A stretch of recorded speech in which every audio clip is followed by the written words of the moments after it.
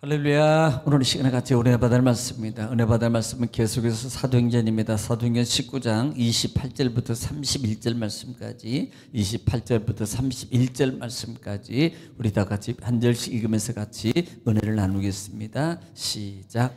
그들이 이 말을 듣고 분노가 가득하여 외쳐 이르되 그다 에베소 사람의 아데미여 하니 온 시내가 요란하여 바울과 같이 다니는 마게도냐 사람 가이오와 아리스다고를 붙들어 일제히 연극장으로 달려 들어가는지라.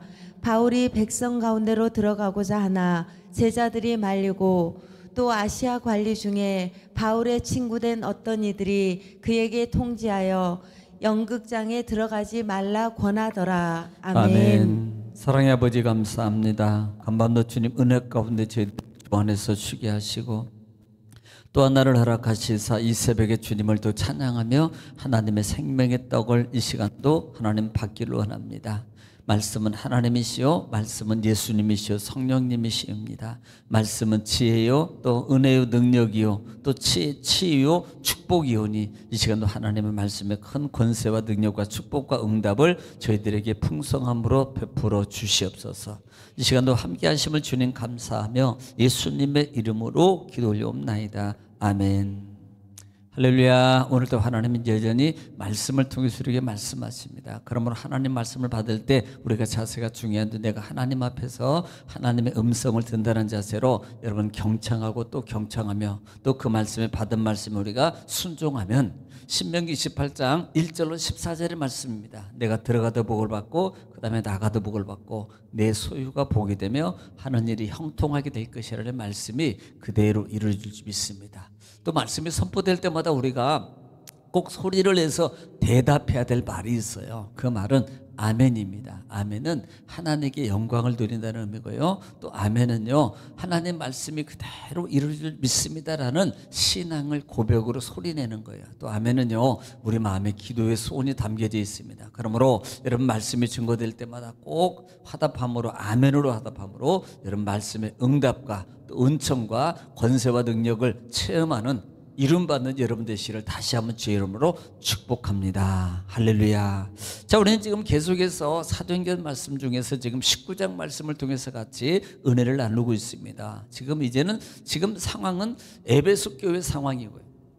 지금 에베소 지역에서 복음이 증거되고 있고, 그 다음에 두란노 서원을 통해서 에베소 지역의 교회들이 나중에 추후에 계속적으로 세워지게 될 겁니다.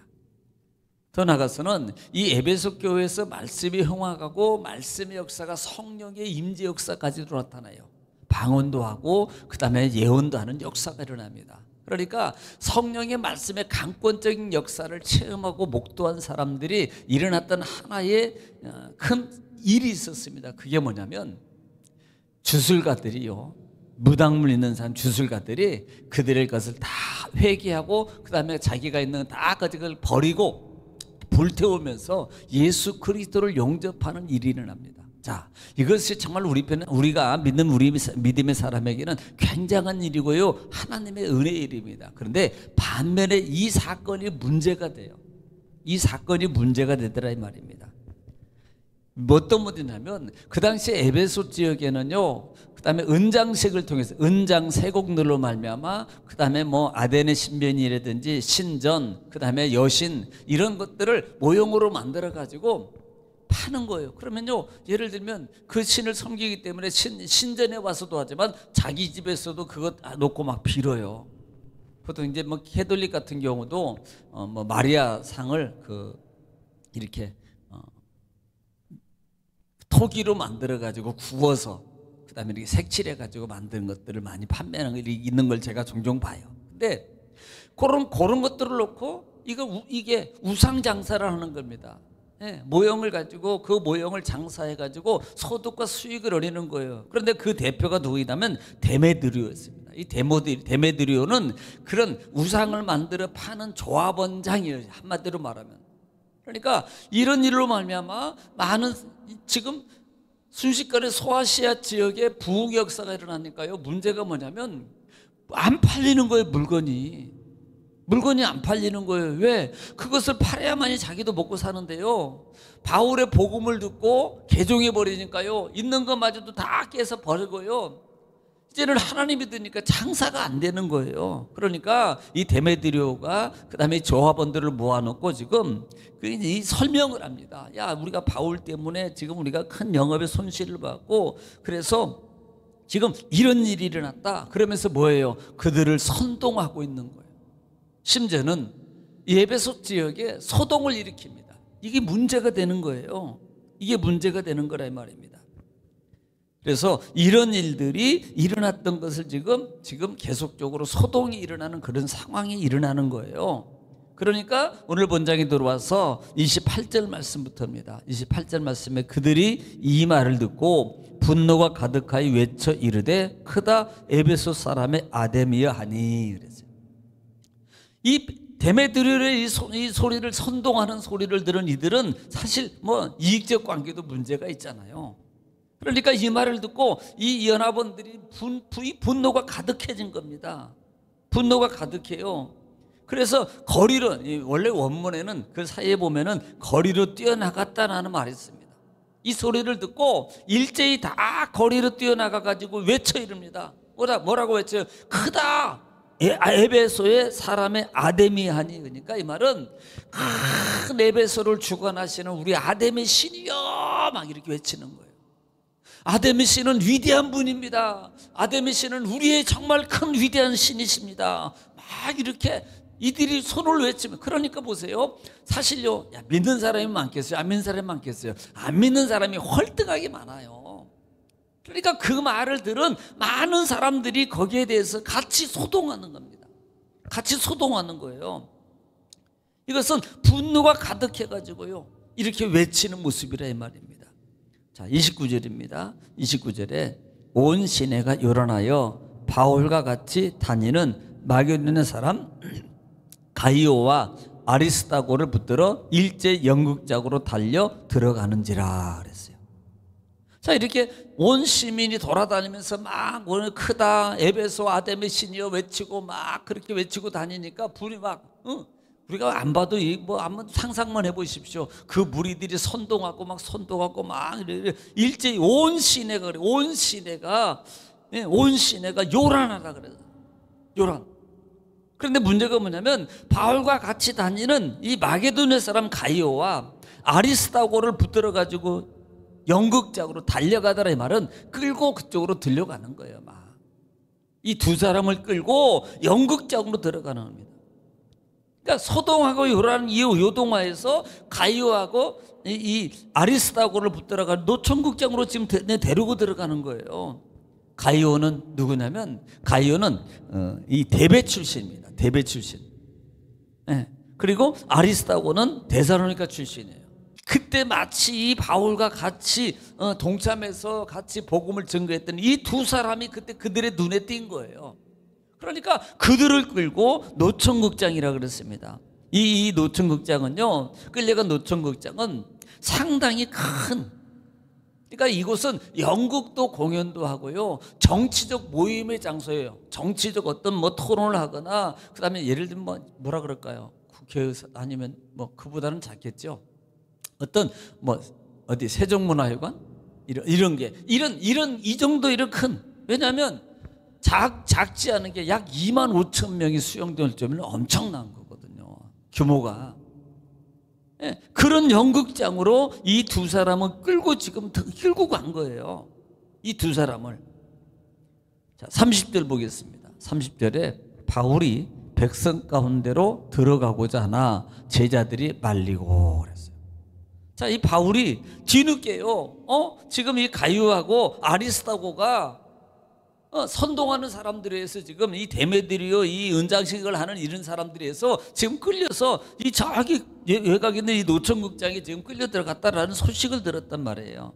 그러니까 바울이요, 야 그래? 그러면 내가 지금 가봐야 되잖아. 바울이 그것으로 지금 가려고 하는 거예요. 아니 여러분, 이게 정말 당연한 거잖아요. 신앙의 의리와 용기가 있는 거예요. 거기다가 특별히 바울은 로마 시민권을 가지고 있어요. 그러니까 그 당시에 로마 시민권을 가지고 있으면요, 어디 가든지 상당한 어떤 힘이 있습니다. 왜? 로마가 자기의 배경이거든요. 그래서 그들을 가서 구원하고 그들을 안전하게 그걸 데리고 오기 위해서 바울이 가기를 청했지만 제자들이 말렸다 이 말입니다. 그럴 수밖에 없는 게 그 많은 무리들이 선동하고 그럴 때는요, 여러분 솔직히 뭐 지금 요즘에 우리 세계적으로 그 네팔인가 거기에 우리가 선교하고 있잖아요. 그런데 그 네팔이라는 그 지역에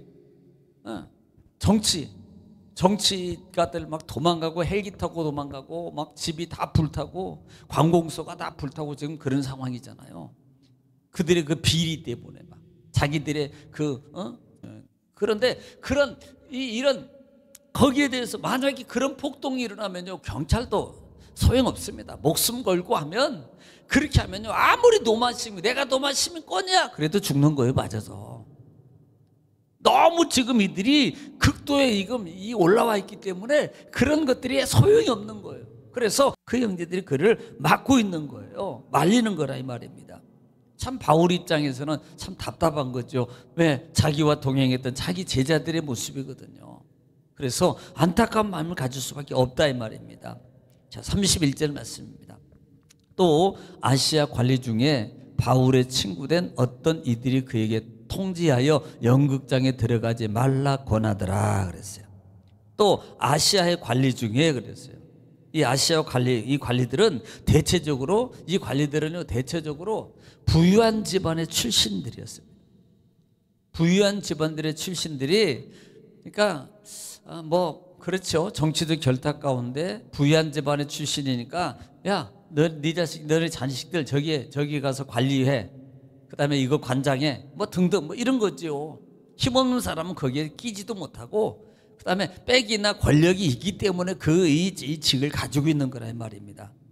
그러니까 그들의 주 임무는 뭐냐면 그 지역 사람들의 부유한 사람들이 자녀들로 구성되었고, 그다음에 어떤 동맹을 결성하는 거예요. 그러니까 예를 들면 예를 들어 무슨 부천이면 정부에 향해서 부천당 뭐 이렇게 동맹을 결성해 가지고, 부천당이라는 동맹을 결성해 가지고 예를 들어서 대한민국이나 정치에 협력하고 같이 동조하고 막 투표할 때도 막 이렇게 나가서 막 하라 그러고 등등등 이런 일을 관장하며, 그다음에 또 어떤 것들이 일어나면 그 보고도 하고, 또 조그만 문제는 또 해결도 하고 이렇게 하겠죠. 그래서 이런 것들을 결성해가 로마 황제에게 충성을 다짐하고, 더 나아가서는 어떤 그 신들을 숭배하도록 조장하는 일입니다. 황제를 숭배하고, 그 다음에 잘해야 된다, 우리 충성해야 된다, 하나 돼가지고 잘해야 됩니다, 이런 것들을 조장하는 일을 하는 이 관리들은,